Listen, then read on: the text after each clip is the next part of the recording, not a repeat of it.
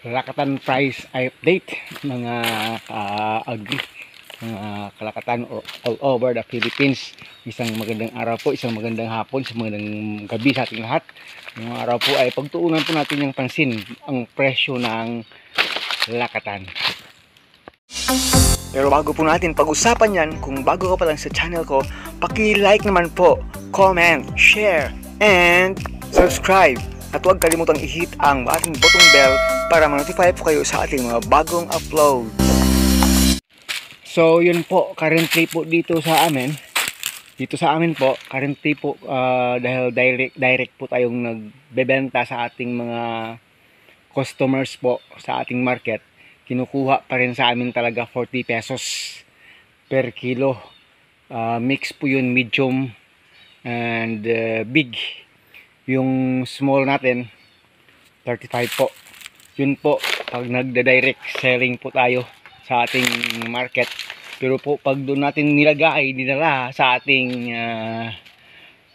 terminal food area, sa ating tinatawag na yung iba tinatawag bagsakan ng mga farm communities, yung current po nakuha nila doon medium big po ay nasa lang 30 to 35 pesos per kilo lang po. Ganon po kasakit. Pero yung sa mga direct nating mga buyers, 40 pesos po kinukuha po nila. So yung tanong po ngayon, aakyat kaya yung presyo? May tendency po kayang aakyat yung presyo. We are now at the last week of October. Papasok na tayo ng November maya-maya. Yung problema natin pag hindi yun umakyat, hindi aray. Pero yung nakikita po natin projection mga ka-agri, pwede siyang umakyat.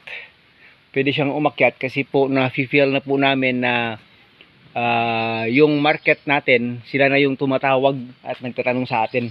Indicator po yun na pakulang yung supply. Pag yun po yung nangyayari po, dyan talaga arangkada yung law of supply and demand mga ka-agri. So expected po natin, sana naman Lord, aakyat yung presyo pagdating ng November hanggang December, hanggang January at hanggang February po. Syempre po marami ng mga activities pagdating po ng ganyang mga panahon. So yan na po yung ini-expect natin. December approaching, Christmas at New Year po, ay talagang marami yung maghahanap ng mga ng mga fruits. So yan po ang chance natin. Isa na po yung lakatan doon na pwedeng umakyat yung presyo. Yung problema pagdating po ng mga oras noon, wala kang produce, wala po tayong supply. So yun mga ka-agri, ayan yung projection natin sa presyo ng ating lakatan. Hindi na po tayo masyadong magtatagal at saka maghahaba pa ng ating balitaktakan. Yan po ang ating current na pricing dito.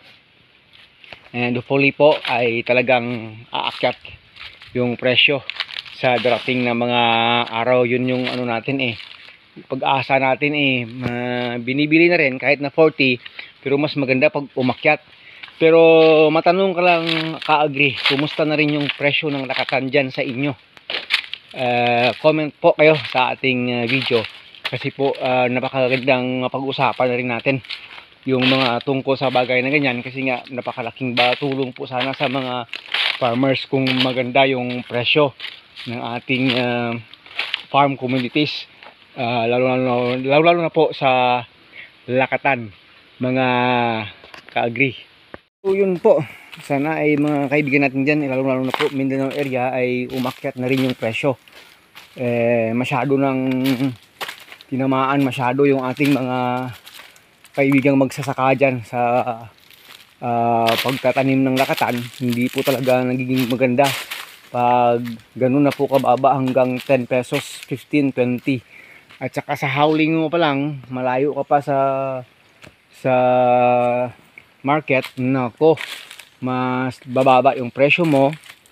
At saka pag wala ka pa talagang permanent market, napakasakit po nun sa ating mga farmers. So paminsan-minsan, ano na rin, advantageous na rin pag kumulang yung ating supply. Ang problema lang talaga natin ay pag sobra na yung supply, hindi na po ma-absorb. Yun na po sana yung sinasabi ko noon pa, na pag ganun po, pag may nangyari pong ganun mga ka-agri, may gagawin sana yung government natin. Paano ba? Kasi yung saging natin, pwede naman po yung ma-process, pwede siyang gawing feeds, pwede siya gawing banana crackers, mapipreserve po sana siya at ma-process po para po at least hindi po magiging masyadong sayang, masyadong bababa yung presyo. Yung iba hindi na lang, hinayaan na lang na mabulok sa puno. Napakasayang po. Kung magawan sana ng paraan yan, kasi sa ibang area napakamahal, sa ibang bansa napakamahal, tapos dito sa atin hinahayaan na lang mabulok. Sayang yung investment natin doon, mga ka-agri. So again, nagpapasalamat pa rin tayo sa Panginoon kahit na ganito yung sitwasyon natin ngayon. At least po may harvest tayo, binibili pa naman, at hindi pa naman masyadong ganun kasakit sa sa bulsa, hindi sa ulo, hindi naman sa bulsa. Makakabawi po tayo. Dasal lang tayo mga ka-agri, papasasaan ba't babalik din yung magandang presyo para makakatulong talaga ng maganda sa ating mga nagtatanim ng lakatan. Hanggang sa muli, Agritech Mix TV po. Mabuhay ka magsasakang Pilipino. Again, I encourage every farmers, tiwala lang sa Panginoon. Wala po tayong magagawa sa ating sariling lakas, pero may awa po si Lord. So more hope, more faith in Him. Maraming salamat.